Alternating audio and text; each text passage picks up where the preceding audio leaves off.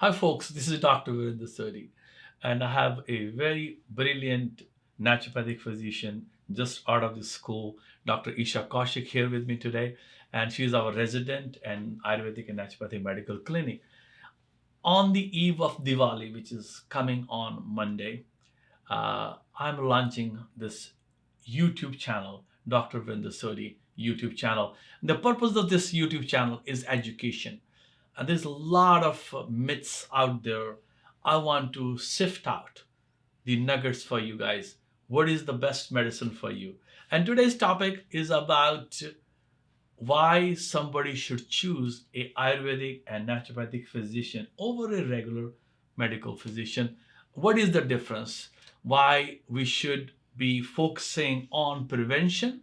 Is the preventive model which is being offered in a regular medical setup is the right for us?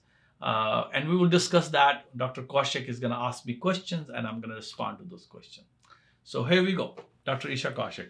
Thank you for including me on your video. I have some questions that your viewers and your patients might ask you about this. So first off, what do you think is the difference between an annual checkup in naturopathic care versus allopathic care? Yeah, so if you go for a regular medical checkup, what usually they do a very limited chemistry panel, CBC. That's I think the extent of it, not more than that. Right. And when people come to our community, naturopathic medical community, and being an Ayurveda doctor, I will also include that too. So we not only looking at the detailed history, we'll be talking about what you eat, how you breathe, how you exercise, how much exercise, what kind of exercise, what is your emotional status, is the stress is being the part of your life, and what kind of vices you have, what kind of addictions you have. Right. Those are all what makes us good or bad. So health basically is a equation where you have to take everything into part. In a regular setup, they will look at maybe ask some of those questions, but they're not giving you solutions for that. The solutions are usually if you're high cholesterol, take statin drugs. If you're high blood pressure, take a blood pressure pill. Even according to Medical American Association, AMA, for the protocol for hypertension, the first is diet and exercise.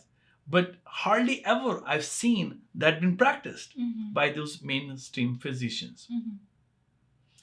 That actually leads me to another question. So you mentioned that like a very common ailment like hypertension, you'll be given a drug or a prescription medication and then sent on your way. So for example, let's say I had stomach pain and heartburn that started recently. How would the Ayurvedic and naturopathic route be different in the whole background of my medical journey rather than going to a doctor and getting like a PPI, like a meprazole or something else? Yeah, very, very good question. So, first of all, again, you have to look at the emotions. The anger can internalize. Right. When you're angry, you're burning. And there will be more people who are more angry because you are a more fiery personality. In Ayurvedic medicine, we call them pitta. So with pitta, you have a more tendency to get burned. Right. Okay, so we will look at that aspect. Okay, what is your makeup? What kind of constitution you got?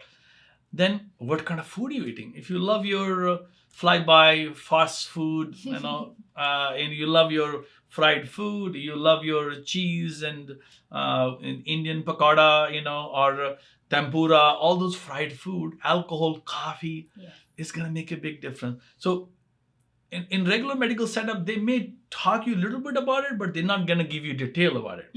And in our setting, we said, okay, these are the food which is going to make it worse. And the imiprazole, if it's just a 1 day, 1 week thing, I'll be okay with it. But I've seen patients who are on 10 years on PPIs, or 5 years on. That start to get into big major side effects because PPI lower the gastric hydrochloric acid. Right. The hydrochloric acid is very, very important for us. And it really does a lot of digestive things for us. It helps digestion. It helps the ionization of the food so we can absorb in our gut. So we are not helping the patient in the long-term basis. So there's a huge difference. So I think as a Ayurvedic and naturopathic, we look at the personality. We look at what kind of frustration he's going through or she's going through and what can be added onto that to help that process. So we heal it from where it originates rather than slap a pill. You temporarily you got better, but then you another day you have another pill, another day you have another pill, which model is not a good model. Right. So more emotional, mental, physical care Exactly. versus just And exercises, yes. a lot of us, I've seen patients where the posture is horrible. They're sitting like this, humped over. Now you're suppressing your gastric juices. You're compressing it. You're gonna have a reflux Yes. because of the way you're sitting. So you might have seen me, staying straight, and I always my staff I go on, Straighten them up. yeah, straighten up, please straight up, because this is important. Because if we don't hold our posture right, how we sit, how we stand, how we sleep, we can have some imbalance there and disease. Right. That makes sense. So actually leading into, you talked about long-term care. So long-term care makes me think of preventative testing that you do when you reach a certain age. There's been tests that's recommended for you to do. So there's been, for example, there's been some controversy around preventative screening. An example being PSA testing being found ineffectual because research found that overall screening didn't save a lot of lives because men had to undergo painful biopsies or treatments for small cancers that probably wouldn't have troubled them. So what do you think about the recent research that's come out that validates the need for preventative tests like colonoscopies, pap smears, mammograms, PSA, etc.? Yeah, if you look at the meta-analysis of these things. So meta-analysis, for the audience who does not know, the researchers, usually PhD scholars, what they do, they look at all the published data out there, and then they start dicing it.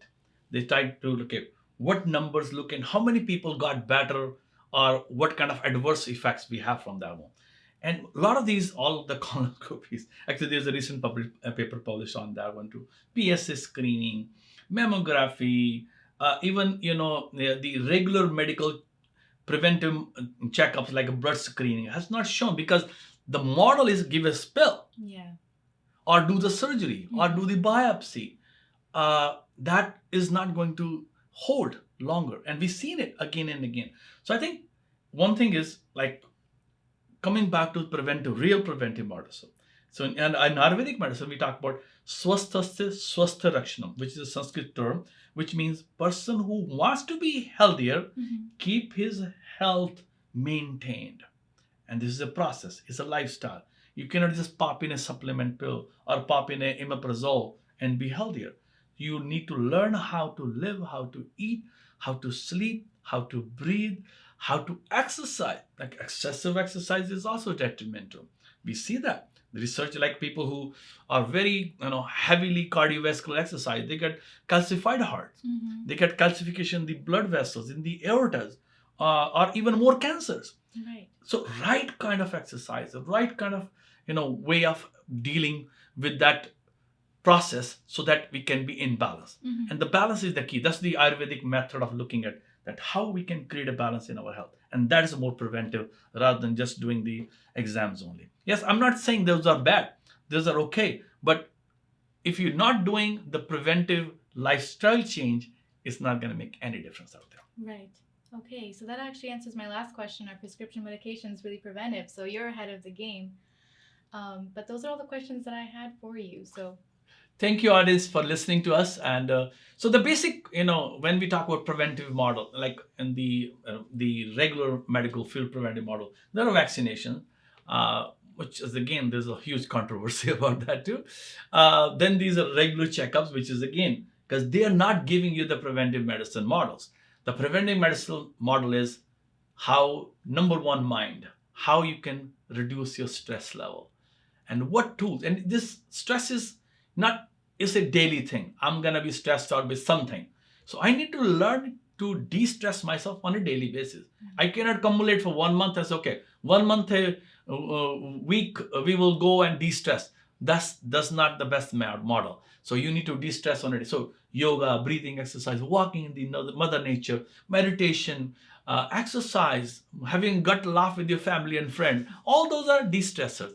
Then what kind of food I put in my body? If I put garbage in, garbage out. There's no way out of it. And eat according to the seasons. We will talk about that and why the seasonality is so important for us. Then doing right kind of exercise. I've done some videos on it. Aerobic exercise, which is, to me, that's interval walking is aerobic exercise. And you want to do some weight training, and using almost all body muscles. We have 500 muscles, by the way. And so most of the people like big biceps and they want some six packs here. But that's not the only muscle group we have. We have 500 muscles. So we need to think about 500, how we can strengthen all those groups there. Then the yoga or the stretching. And if you follow this exercise routine, you'll be more healthier. And again, good quality sleep, having a gut laugh with your family and friends, de-stress yourself, and you'll be happy and healthy. Thank you very much for watching this video. If you like, please share it. We'll be offering a lot of these educational videos for you in this channel. Thank you. Thank you. Hi folks, Dr. Virender Sodhi. We're producing these wonderful videos, educational videos for all you guys. So if you please subscribe to it, press that bell icon, and share with your family and friends. Thank you very much.